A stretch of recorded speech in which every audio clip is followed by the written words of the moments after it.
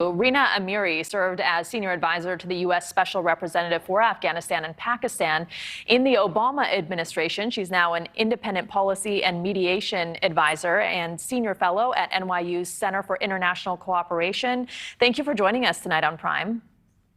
Thank you for having me. So I want to start with the latest threat. The Pentagon saying the Islamic State is now at play and telling Americans and Afghan helpers not to go to the airport. What is the relationship between the Islamic State and the Taliban? And is Afghanistan shaping up to become another caliphate like Syria and at times Iraq? It is an incredibly unstable situation. In terms of the relationship, it's not clear. There are dozens of extremist groups that there have been cooperations, alliances between the Taliban and these groups.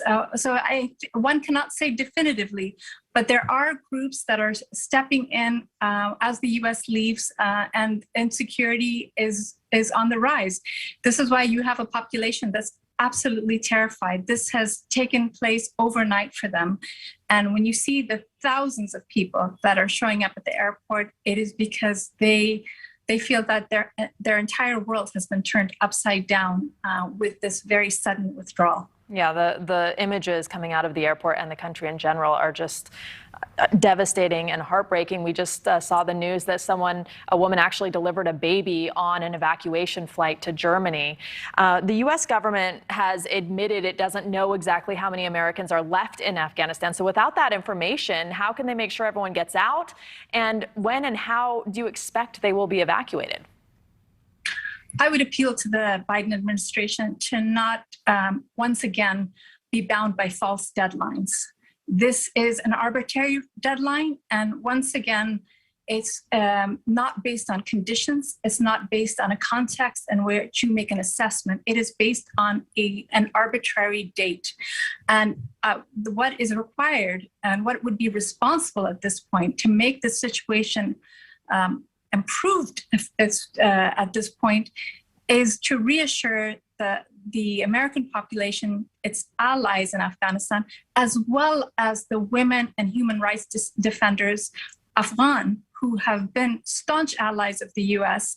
And who are most at threat. And I think that it would take away this enormous mayhem if people realize that the deadline was going to be extended. If they close the airport, put some very simple mechanisms in place, you could improve the situation quite dramatically. This is a situation that could be fixed if this administration, one, puts aside this deadline, makes a commitment to do the right thing, and identifies some basic steps that need to be put in place in order to establish order. And doing so in bringing Taliban cooperation into that picture. So as we talked about before, it's not clear, is ISIS working with the Taliban, the Islamic State? Are they just doing a power grab now? The Taliban called for peace. The leaders called for peace. Obviously, the reality is much different. How does this play out within Afghanistan, and how does it play out regionally with Iran and other such countries, Pakistan? You're putting your finger right on the issue. Right now, it's absolutely critical to bring the region into the picture and to gain their cooperation and their support and reining in the instability in Afghanistan. What is important is for the U.S. to play its role, its convening and supporting role, and bringing the region together, creating a regional mechanism in order to bring those countries that stand to lose the most if Afghanistan destabilizes and falls apart. There's an incentive on all sides to prevent that, but they're not doing that. What they're doing is cutting separate deals with the Taliban.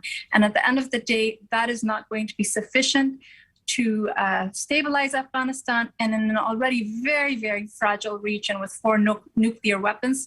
Neither Afghanistan can't afford it, the region can't afford it, and the international community cannot afford it, because it will become a haven for extremism and terrorism. And we will be once again facing the issues that took the U.S. into Afghanistan in the first place. And zooming out a little bit and talking about American foreign policy, the war in Afghanistan, it's been America's longest war. It was never supposed to be a nation-building mission. The U.S. was there for over 2 decades at a tremendous cost to Americans and to Afghan civilians as well. Was there ever a chance that Afghanistan would stand up on its own with this current government? And what would be a proper withdrawal? There was not a nation-building initiative in place. That's what my argument is.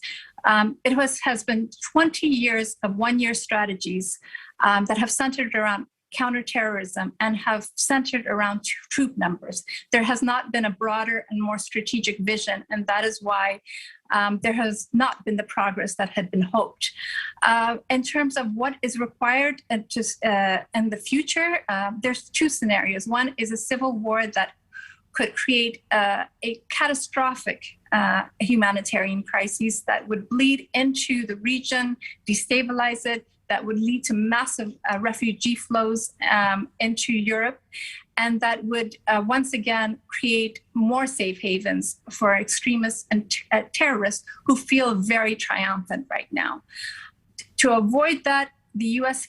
needs to continue putting its diplomatic support behind regional peace.